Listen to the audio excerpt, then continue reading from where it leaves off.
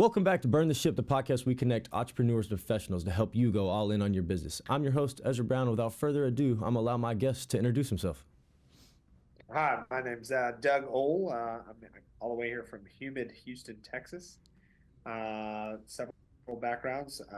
Currently in the flooring business. Company's name is Flooring Warehouse, as well as on a consulting side for sales consulting and scare day consulting. That does a multitude of things like my ADHD brain. That's awesome. That's awesome. And look, I heard you say something about humid Houston. It's just as humid over here in Atlanta, I tell you. I'm from Memphis, Tennessee, Ezra, and I thought it was okay. I thought I could handle it. It's a different breed down here. Yeah. That's for sure. Yeah, no, it's definitely something. Whenever I got off the plane 2 weeks ago from Arizona, I was like, wow, it was 105 and it's hotter here right now and it's 88. Different type of heat, that's for sure. Absolutely. But no, Doug, share a little bit with us about your journey, your story, how you kind of got to warehouse flooring, and then how you got scared at consulting. Yeah, it's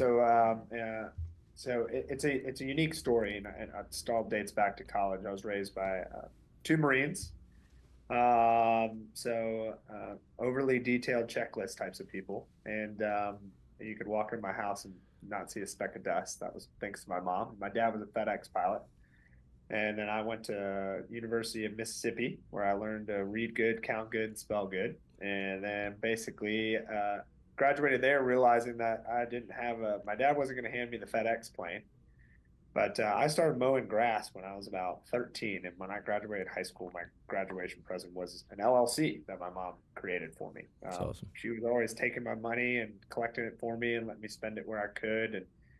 And stories that I've heard in the past that I helped pay for groceries when sometimes, or she would take it out of the kitty pot.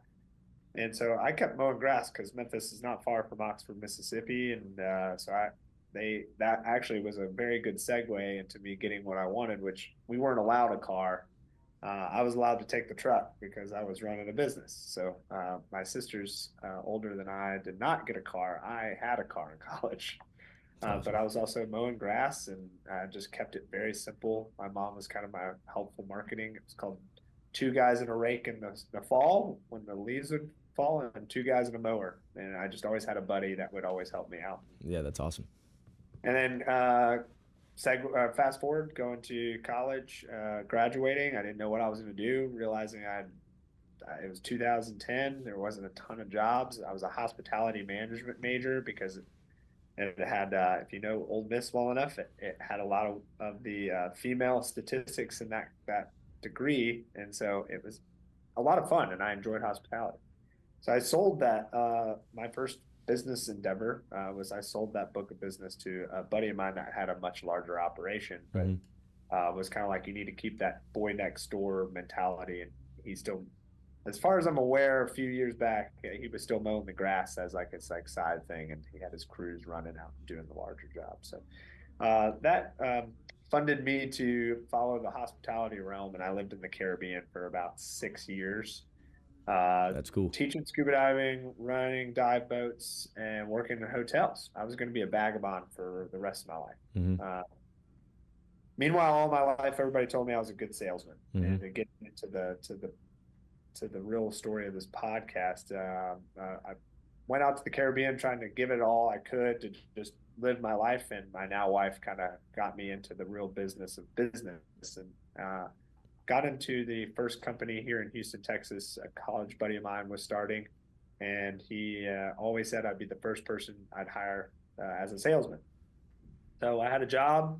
We were moving back to Houston, where my wife's from, or back to the United States, in that matter, and we built the company from 0 to 100, right? And that's where I got my first dip into the entrepreneurial spirit that I was always there from mowing grass, and to today, and doing it in a little bit more different fashion. And so basically ran the sales team, built the marketing, built the CRM, grew the business to roughly 10 to 15 million annually, and learned my first real big business decision when we were trying to buy our partners out, and realized that money speaks, and we got bought out. So showing up to a meeting that I thought was like going to be the greatest day of my life, being able to really take ownership because we had brought on partners and partners and partners to expand strategically. Right. And Short and Skinny's, it was a meeting basically saying, can you afford this? And we were just raising money from friends and family, right? We were like, well, that's big boy money. That's not what we are capable of doing. So we got bought out, and that's where the Scare Day Consulting kind of started. When I started realizing, oh, I can build a sales team. I don't need to listen to, I can listen to these podcasts and these other guys doing. I can do it. Right. And in that time, I'd found a few startup companies that were in buildings. We were in the electricity providing space. In Texas, most major markets are deregulated.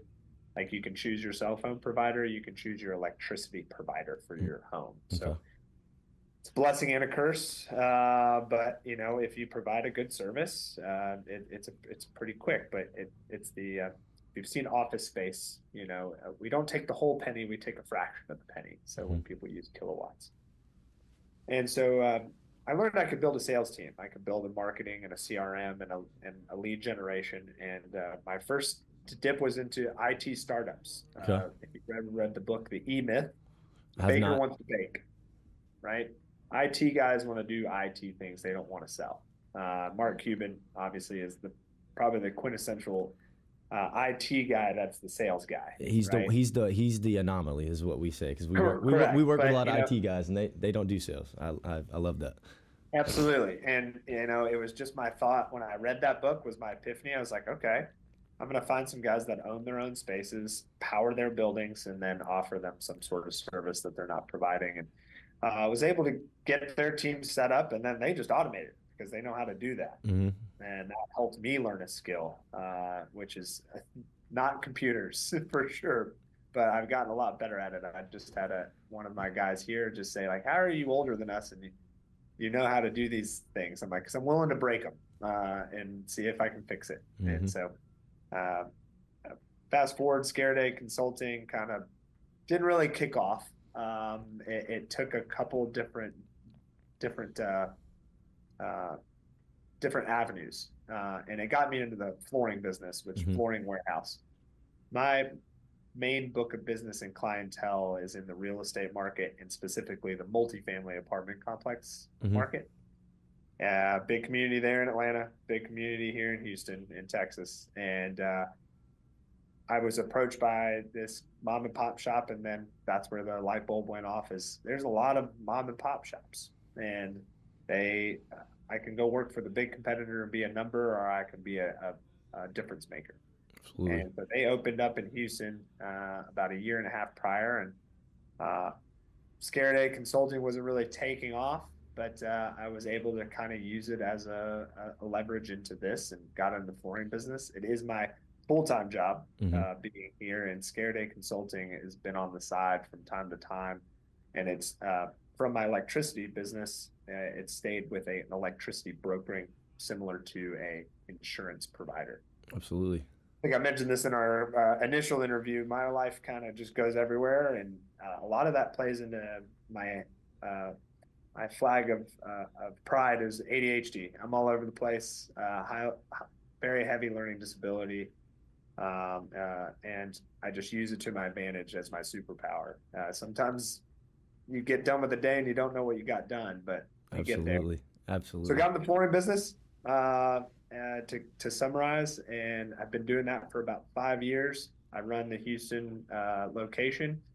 We do all of it, A to Z, but commercials are our main focus in marketing dollars spent. Absolutely. And built a team currently at 10 folks here in Houston. We've got about 50 total in the whole company. Houston being the smaller version because the main headquarters are in Austin, but in the largest market here in Texas, that's for sure. Absolutely. So, hopefully, if anybody got any out of that, that's my story in a nutshell. No, most definitely. I appreciate you sharing that with us. So I kind of want to dig in a little bit. Like you said, you hopped into the mom and pop shop with Warehouse Flooring. So tell me a little bit of why that was so attractive. I know you touched on it a little bit, but why was that model more attractive than kind of going more, I guess, into the corporate realm, where I guess you make money faster, I guess you would say, but versus somewhere where you could build? Right. So I don't do well with large departments. Probably me and HR probably wouldn't get along very well, but Me that's neither. a Me neither. personality trait. I think it's more or less. I just like knowing that. I've always asked myself is, do they need a Doug, and do they have one? And I was actually interviewing with a few companies at that time, and one guy that was really hot on my heels about getting over to his shop, which is in the general contracting space, said, "You already have a Doug. I I don't see where I can make a difference for you other than having another Doug, and I building a team. I know how that works. Right. I've always just liked the impact that I can make, not just monetarily, but as a person. Mm-hmm. And so we're kind of in this big wave. If you've watched any YouTube or Instagram shorts, that a lot of people don't have retirement plans set up, and their kids are in IT. They're in the fun, fancy stuff, and they're not taking on these small businesses that they've built over years that are doing, 1 to 30 million a year. Right. And there's still a lot of meat on that bone because they're still writing the invoices. They're still doing Excel. They're not using a CRM. And these little small implementations can increase sales dramatically. Right. Being in Texas, and anywhere, it's a large market. And a lot of people have asked me, why don't you get into national sales? You'd just be making so much more money. So because if I can build companies that can, especially in the multifamily apartment space, Mm-hmm. if they can make a wave in Texas, it's very attractive for a purchase by private equity, Mm-hmm. if that's somebody's goal. Right. I like being in the weeds. Uh, it sometimes really can hurt someone that can be a high performer or a Mm-hmm. high achiever because things don't move at the pace you want because everybody's really holding close to the chest. Right. Right. It's their baby, their business, just like it's their child. Absolutely. And you have to really navigate that well. But I think to answer your question very quickly, it's where I can make the most impact as me and where I can implement very small changes to most large corporations that can make a huge impact. No, And, absolutely. That's and awesome. that's what I love about it. And I just think it just gives me that warm, fuzzy feeling, I guess. Absolutely. No, everybody's got their thing. And how much of do you think that being in the hospitality world for so long, how much do you think that kind of helped you understand that, you don't need multiple Dougs. You need one Doug, or you need this to build a team. Like how much do you, I guess give kudos to the hospitality industry to kind of help you in the team building, because if you don't have a good team in hospitality, it's a sinking ship. It's a unique jigsaw puzzle, but hospitality to me taught me everything because, like I said previously, everybody since I was a kid said, "Doug, you make the greatest salesman." And being raised by a very conservative military aviator father that would get the calls at dinner time and be like, "Ah, don't call me." Right? I've already built a business not on cold calling, but I never call people at dinner time. I learned that lesson. But I learned that it's connecting with people Mm-hmm. and being able to. I just was talking about this with a guy I hired, and we're doing some cold calling. And I was like, you've got to be able to connect with people in a different way and find your why into the call. Not, "Hey, my name's Doug. I'm here to sell you flooring." Right. Oh, that doesn't go very well. It's Right. fine. And then he's like, "Well, what do I need to find?" I said, "It can be anything. Mm-hmm. Hey, my name's Doug. My area is this area, and I have realized I've not stopped by to introduce myself to you." Mm-hmm. Just something. So just it's all sounds the same, but it's just how you create your status with that person. And I think service, and you said it best. Both of my boys, I have two young boys, they will serve people at a restaurant because it teaches you how to handle people and the team, right? Most You just definitely. the chef, the line cook, the POS system, the everything. It's Mm-hmm. got to all interconnect. And one thing we're working on right now here recently has been a lot of just personalities testing and trying to find people's strengths Mm-hmm. and not trying to force them to be what they're not. Absolutely. I Uh, love that. and Yeah. so I love that you asked that because hospitality, everything is a service base, especially in sales. Absolutely, because I take that. So my family growing up, my parents are super strict in hospitality. Like when we go somewhere to eat, when we'd go somewhere to eat, go somewhere to stay, anything like that, because they both grew up, being waitresses, waiter, bartender, before their big boy and big girl jobs. But so they're super, if it's bad service, they let people know, like, hey, this is how it is. And you can also, when you go to a resort, you can tell, by the Immediately. first time you walk in, if they, they're helping get your bags or they're doing this for you. Hey, do you want a water? Whatever, you walk in, you can tell if it's going to be a good experience or not by the first 5 minutes you're there. And the other thing is, and it's taken me years to realize, is noticing really good talent, because sometimes it's not the company or the hotel brand or the place you're at, it's the person. And I've hired a guy in line in gas station. I was on my way home late at night. You can piece together after an event and a client dinner, and stopped off at the gas station, went in to grab something to drink, and 4 or 5 people in front of me. And the kid just kept talking to him. I was like, "What are you doing back here?" He's like, "Oh, realize it's just his background and his environment." Lo and behold, hired the kid. He's doing very well in insurance sales, and just taught him something he never thought. And it kind of plays into something that my dad was like, salespeople, they're the worst. But it doesn't have to be. And you realize that sales is everything. Absolutely. Everything you're doing in any business is sales. Period. And everybody in my world is involved in sales. If you're taking out the trash installing our product. My crews here have had a big change from their other places they worked. I'm like, you're part of the family now, and you need to represent me. You're an extension of me and what I've sold. So it's a huge thing, but it's people's and processes are very important, and being able to do that extra to get extraordinary results, right? So. Absolutely. And then I kind of want to touch on a little bit of Scared A Consulting as well, as, being in the consultant space, and kind of, you get to kind of see that 1,000-foot view of a business, and then kind of get to dig in the weeds in it a little bit. What would you say kind of has helped you as well, in your day job, as opposed to, or not as opposed, but on top of, being an entrepreneur? But what do you think from that has helped you more, building that team, and as well as building and growing revenue? It's pretty basic, right?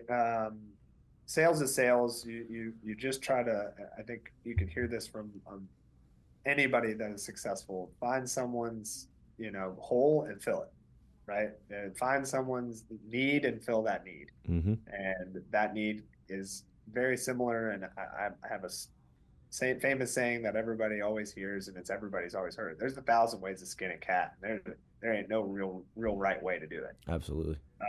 And Scared A Consulting, it was birthed out of being bought out, being a little bitter, and frankly, knowing what I was at the company, then I wasn't really on documentation, that I didn't have any sort of paperwork to stop me from continuing to do electricity brokering and keep my book of business that I built, right? A little bit of pettiness there, a little bit of drive, but Absolutely. Whatever makes you get out of bed. And you said this in the initial interview. It's like, sometimes you don't have to worry about step 43. You just got to worry about step 1. That's doing it. Find something that makes you do that. Right. You were a competitive athlete. What is that going to make you get competitive? And everybody's got that chip. You just got to find it. And Scared A has always been something of a passion project, something I always wanted to work on, because I love helping people. And Flooring Warehouse has allowed me to do that, just because I started from scratch and basically just gave me this area. It's like, just do it, and we're not going to hold you back on what you want to do. Right. And so just trying to always use that, and then just use that as another building block to the next thing that I do, and finding that next mom and pop, because there's 1,000 flooring companies. Not all of them do multifamily, and the ones that do are bigger than you, and they're smaller than you, and but you just attract to people. Not everybody's built for everybody. That makes sense. That's a tough one. We all want to be liked, because we've got 1,000 friends on Facebook, and we don't know any of them. Absolutely. I get it. I got a big following on Instagram, and I don't know any of them. I need to work. I need to work on that. Maybe you can teach me something, Ezra, because I need to work on that somehow. Definitely something we can talk about for sure. But no, I appreciate you sharing that. And then now to the real meat and potatoes of the interview really is the Floor and Warehouse. So, finding that mom and pop place that that you obviously you figured out that you wanted to be in a niche. You wanted to be there, kind of figured out what that was, honed in that was kind of where you wanted to be at. And then you had said something earlier is not everybody needs a Doug. That's something that's takes a lot of I guess inner self-thought, or not self-thought, but inner self-knowledge of knowing what somebody needs to say, hey, I don't see if this is fit. That takes a lot for somebody to do, because people see dollar signs and like, I'll go do it. I'll try it out, But what kind of, that's not what I'm trying to ask. I see where you're stuck. And not to. Yeah, no, come on. If you're in sales, we don't know how to do silence very well. I always teach it, but I can't. I can preach it. I can't practice it. Absolutely, yeah. I always say that. That's another one. But embrace the silence. It's tough. Yes, but no. It's the Floor and Warehouse side of things is they brought me on. They wanted to just. These two, the owners of the company, are just the most down-to-earth, genuine human beings, and they have it in them. They're smart. She was a college athlete, very competitive swimmer, and they love people, and they want to express that. And they could have been happy just being where they were, but they expanded to Houston on a family member moving here. That was part of the business. He's since moved on. He was actually my boss counterpart, basically, and he's moved on. And then I'm here trying to run the ship, as they say. And multifamily was always my big book of business. Okay. Right? It was where my network was. It's where I built a lot of time and associations and events. I believe in your line of work, what pays you every day. Everyone's. It's like, hey, go get customers. It's like, where do you start? And so I think some self-reflection was, okay, I have a lot of business in the multifamily space. I know I can sell anything. It can be payment processing. It can be pencil sharpeners. It can be flooring. It was a big self-reflection that I think anybody should never limit themselves to any industry, just a niche within that industry. Absolutely. Back to find a need and fill it, or find that hole and fill it. But sometimes it feels like Swiss cheese. There's a lot of it. Right. But I know the multifamily space is a big market. I know that I can't get all of it. That's a big one. You want it all, but it's a never ending. It's a big ask. Yeah, but I knew I could do it. I also was told by a few mentors that were clients, still mentors, not clients anymore. It's like flooring is very competitive. Talk about that chip on your shoulder. My contrarian thinking was like, why are you saying no? Yeah. I think I can fix it. I think I can improve it. And I ended up doing my own due diligence. I met with, some may have probably been considered interviews, and some may have been considered meetings with competitors of mine, and just to see what they were doing any differently. Right. Nothing's any different. They're just able to do it at a bigger scale. They just grew faster, or found that. Where is it?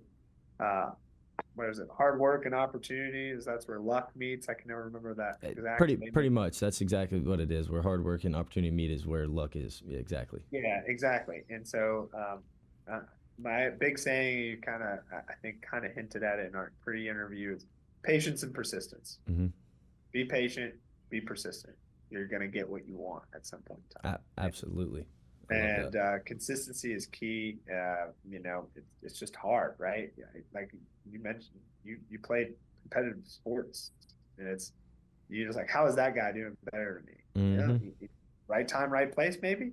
Consistency. Yep. You just never know. And as I've become a parent, as I've gotten, been married for 10 years, coming up on 10 years, there's 1,000 ways to skin this cat. And none of them are the right way. Someone out there has a blog post that's telling me I'm doing it wrong by raising my voice the way I am. But right. I'm just staying consistent and staying persistent. That's it. Absolutely. And that's all I can do, and it's paid off. I had my one new hire a few months ago. He got kind of told that he was too persistent, and he kind of took it as a hurting. I was like, "What does it matter? Am I mad, your boss, that you're Mm-hmm. persistent?" He's like, "No." I'm like, what does one person's opinion matter? Move on to the next one. They Right. might like that you're persistent, Right. but you got to find it. Absolutely. Yeah, no, that's awesome. And I could take it that's something that you've done well in through time in business, whether it's been, landscaping or all the way to what your newest endeavors. It's been Yeah, persistence. it's been a wild ride, Ezra. I'm going to be honest with you. Looking back and seeing it through the eyes of my son, I just wake him up every morning and say, "Stay this age. It doesn't get any better." And your Right. parents probably told you that. You didn't Absolutely. believe them. Like, "No, I want to be this age. I want to be older." It's like, but you can still have fun if you find it. And there's some dark days, man. I'll tell you, it's tough. And I've mentioned it a bit. My big push, and I know the final question we can get there, but it's the ADHD part of the world that people think they can't do anything. You just need to wear that thing like a thing of pride and just find someone you can work with that can hone it in. Right. May not be me, but it could be somebody out there. Absolutely. There's always someone out there meant for someone to find you. I know you found it through family friends, right? Mm-hmm. I just recently went back home to Memphis for the first time and in about 7 years, and look back like, what if I stayed here? Right. But Memphis is not the metropolis I always thought it was, and FedEx becoming a pilot, I got shut down by the FAA. Apparently, they don't like people being prescribed Adderall.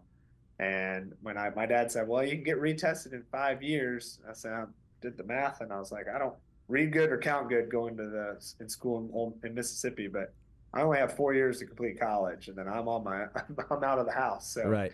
I can't do 5. Yeah, absolutely. Unless I take a victory lap. Yeah, and that victory lap was going to come at a cost. I was very fortunate. My father dug himself out of became one of the probably more successful family members monetarily, and he put a very high prize on education, and said he would give us everything he didn't have, which was the opportunity to go to school, and I'm very thankful for it. Yeah, no, that's awesome. But once I realized sales was kind of the thing, it's like, man, everybody needs this. Mm-hmm. And touching on that, it's like you watch salespeople kind of stay in their same industry, and it's scary. But I think that if you're good at something, you can do it anywhere. Absolutely, because it doesn't matter. Like you said, persistence is one thing that I've known since not known, but I've noticed a lot more too. Is I noticed it when I was playing, but as I looked back whenever I got done, or when I would look back later on after I would play with somebody, I was like, what did they do that I wasn't doing? Like I threw Friday nights at my first school and whenever I went to West Georgia, so it was different. It wasn't different in that sense, but there would be other people when I have light years better stuff than they did on the mound.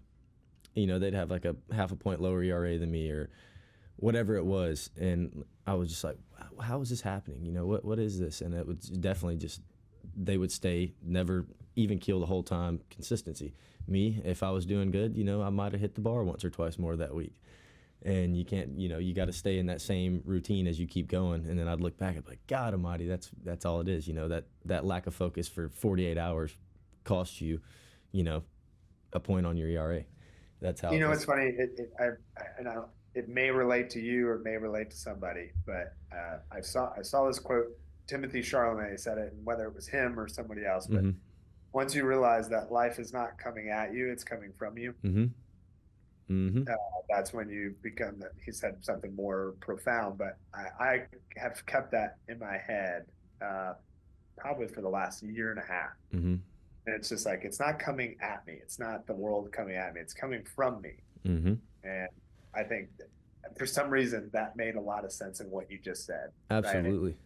It's like, what is he doing? That's life coming at you. It's Mm-hmm. it's what I'm doing. It's what I'm giving up. And it's very tough. Absolutely, and that is one thing I was very fortunate. My dad's a psychology person, so it's oh wow, been one of those things. As I've grown up, it's always been positive. Be positive affirmation to yourself. Do these things. Don't worry about everything else. Do worry about what you have going on, and things will come and follow. And it was always just, I always thanked him for it because it was never one of those things where I got real down or negative about anything. So it's been. Oh man, that's awesome. I'm and gonna it's go helped home me. do something like that for my son this evening. He did that last night. He wouldn't eat his dinner, even though he's eaten something like it similarly 1,000 times. It was gross. It was disgusting. Mm-hmm. He got through it. I sat there. It's like, we're going to sit here and we're going to get it done. Mm-hmm. He got his little treat at the end. And he was like, I was like, how'd you get that treat? He's like, oh, just because I like it. I'm like, no, you earned it. Absolutely. You put in the work to earn it, even though it was just as simple as something eating noodles and peas. Like, mm-hmm. not complicated. Right. Not at all. Yeah, but he just didn't want to do it, and he thought it was the worst thing ever, and he got through it. And I was like, you did that. You put in the work, right? Right. It's like, and it's crazy because I had caught myself kind of getting into that realm of thinking about, for like the last couple of months, I guess you'd say, just not in the best state of mind for work. I've been traveling a ton for, weddings and bachelor trip, doing all the things. Yeah, that'll take you off. So it kind of takes you off keel. And when I showed up to the airport back home in Atlanta on Sunday night, somebody was coming up the escalator. Half the escalators are out. Atlanta airport's already a nightmare, even when everything's running well, because it's just so busy. So this guy was behind us, and I had my headphones in. I'm going up the escalator, going to get my golf bag, so I can get in the car. I'm already, my flight had already been delayed an hour and a half. I could have been all mad at the world, but I was having a good day. I was like, you know what? I get to breathe. I get to travel, get to do these things. I'm going to get to go home, lay in my bed again. So be excited. And I hear this guy behind me yelling at this old guy, and he's just like making it just seem like he was the worst person for bumping into him. Like, dude, there's 3,000 people standing in this little area right now. So I turned around, I take my earbud out, I'm listening, and I said something to him. I was like, hey, man, look, we're all in a crowded area. I understand, like, that person may be in the wrong, but at the end of the day, it's not, you're saying that all these things are about you. Like, he's like, I worked 10 hours. I was like, dude, my flight was delayed an hour. I was out all day yesterday, at a wedding, so I don't feel great today anyway. And, I'm here hunky-dory, having a good time. We all have it. Yeah, and I was like, man, it's not about you, whatever. And the guy behind or in front of me, he tapped me. He's like, man, that's a good piece of game. He's like, you're gonna do all right in life, man. And I smiled a little bit and kept walking. And I was I've had those moments, man, and it just feels so good because it's like, it's not coming at you, it's coming from you. Absolutely, and it also affirms yourself. Like, all right, maybe what? If I said that to somebody else, maybe I should practice it a little better myself. All we can do is get 1% better every day, and sometimes it feels like you're getting 100% negative worse every day, but it comes ebbs and flows. If life was a roller coaster and it just went up, it wouldn't be any fun. Absolutely not. But with the dawn of information that we get so much faster from when we were younger, you only see people's up, you never see everybody's ups and downs. And like I always say this to a lot of people, roller coasters wouldn't be any fun if they just went up. Right. Absolutely. They got to come down. They got to do circles. They got to twist. They got to turn. That's what makes them so much fun. But unfortunately, in life, if you think of it that way, it's like, okay, it's kind of fun. But when you have kids, Ezra, and I'm sure you will, and anybody that listens, first child was, the days are long and the years are short. My second son just turned 1 the other day, and it's like, where did that year go? Right. And so much has happened, but we forget about it. It's just minuscule at that point. So, absolutely. And I'm sorry. You're good. You're off kilter, man. I'm a big mental health proponent. Big Movember guy. November is a big month for me. And I'll tell you right now, man. We all go through it, and you gotta dig yourself out and stay persistent and consistent and patient. Absolutely. Absolutely. It's way easier to preach than it is to practice. You dang right on that one. You dang right. But no, I got 2 questions for you that'll kind of end the show. Ask them to every guest. One is going to be, the first one will be, Doug, what do you want to do with your time? You get this thing rolling. Y'all are doing $100 million in volume a year, and you ain't got to. You get to kind of kick your feet up a little bit more than you do. What do you want to do with your time? The quick and short answer, a lot of people have asked me this. What would you rather be doing? My partial retirement, semi-retirement, and full retirement, I always say it's just going to be a boat and a dog. I'll be sailing around the world. Like I said, I ran boats in the Caribbean for 6 years, and the water is my true peace on earth. It is my church. It is my place, is being on the ocean. Being on a boat is helpful, but being on the water just changes my whole paradigm. Yeah, absolutely. Business wise, I've got a very contrarian belief about me. I love a fresh kick in my own, you know what? Mm-hmm. I'll always just find that next person that could use a Doug.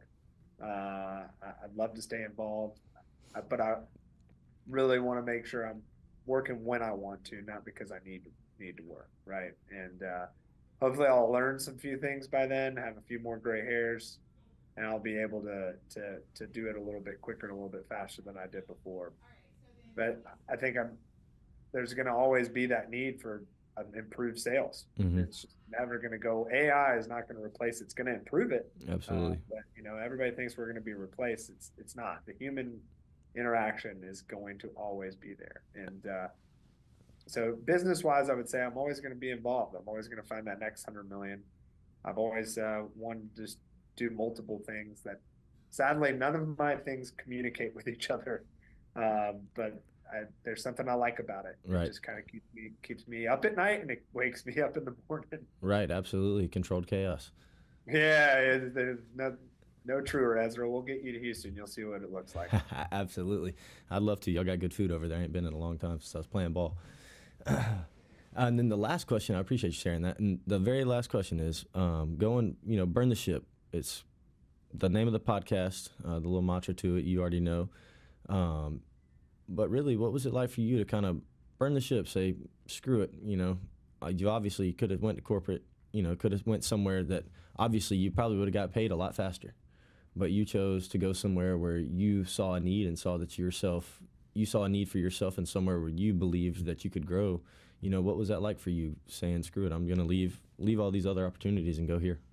You prepped me for this, and I had a different answer until now, because you think back on the events that you've done in your life, and now they don't seem like anything. Right. They're just events. But at the time, leaving home and moving to a different country, and they spoke English. It's just an island, but to work with a bunch of people I don't know, didn't know where I was living. Literally, the advice someone gave me was like, "How am I going to get around?" They like, hitchhiking's normal. I did. I hitchhiked. I met the craziest people. But moving to the Caribbean taught me a lot, and being raised by two very conservative, very wonderful and amazingly supportive parents. Luckily, I was the third, so I was the baby, so they really dropped down the expectations. But I asked my dad when I was moving. He came down. He always visited. He went scuba diving with me. That was something we did when we were younger. He got into it. And that hobby went away, and I started chasing it as a passion on top of hospitality. And he came down and helped me move. And I just asked him, I was like, "Dad, why didn't you just rip me a new one?" He's like, "You moved home in an unknown economy, and most of your friends went home and sat on the couch and waited for the opportunity to find them. And you came home with a plan. You knew what you were doing. I pretty much just supported you and helped you, guide you." And he goes, "But you came home with a plan." And that was really huge because I didn't have a lot of those moments with my dad. And I look back and I had more than I thought, but he taught me that. He instilled that in me. So what it meant, that was the time I burned the ship, literally and almost figuratively. And as far as the future holds, I feel in the last few months, like you have, a lot of people tell me to give myself more grace just because of how I was raised. Right. Just, always be getting better. But people tell me to give myself grace because I'm in the tranches with kids, and the new generation of dads, we're involved, we're around. Absolutely. Because our wives are working. I don't know what your family dynamic was. My mom had the hardest job, which was being a stay-at-home mom because my dad was gone 3 weeks out of the month. That was pretty much mine. Same. Very Yeah. similar. So she had the hardest job, but my wife works, and she's still a very important part of that mother dynamic on top of being a career woman. And God bless her for it. I want to give her what my dad gave my wife, my mother, but unfortunately she would never not work. I think to burn the ship is just to really find that calling and that passion and go all in for it, and have that move to the Caribbean and know everything's going to be okay. It's giving me chills now just feeling it. right? And thinking Absolutely. about what that feeling was, and you forget about it because you get on that hamster wheel. Get married, you have kids, the woes of life, but we've got a long life to live, and those things are going to come around again, and you just got to hopefully capitalize when they do.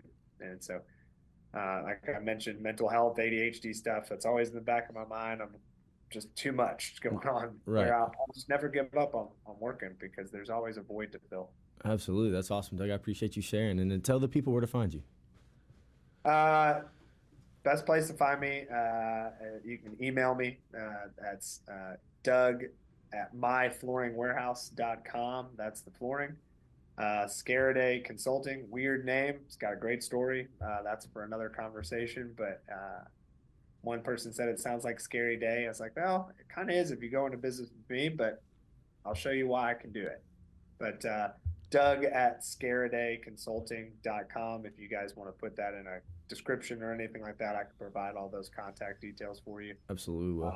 So that way they can look it up. But love to share my story. I love talking to people. I love being mentored because I don't think anybody's a mentor. Everybody's a mentee because everybody should be learning. Absolutely. Constantly. Absolutely. I love that. Yeah. You guys go reach out to Doug if you got any consulting or flooring for multifamily needs. I'm sure his multifamily can extend a little further in the Houston area. Texas. We don't make it all the way to the great state of Georgia, but I've got two Macon, Georgia boys that work for me, and I'll tell you what, there's nothing more Southern hospitality than people from the right side of the river. I'll tell you that much. Absolutely, my man. It's been a pleasure having you on the show once again. Burn the ship, guys.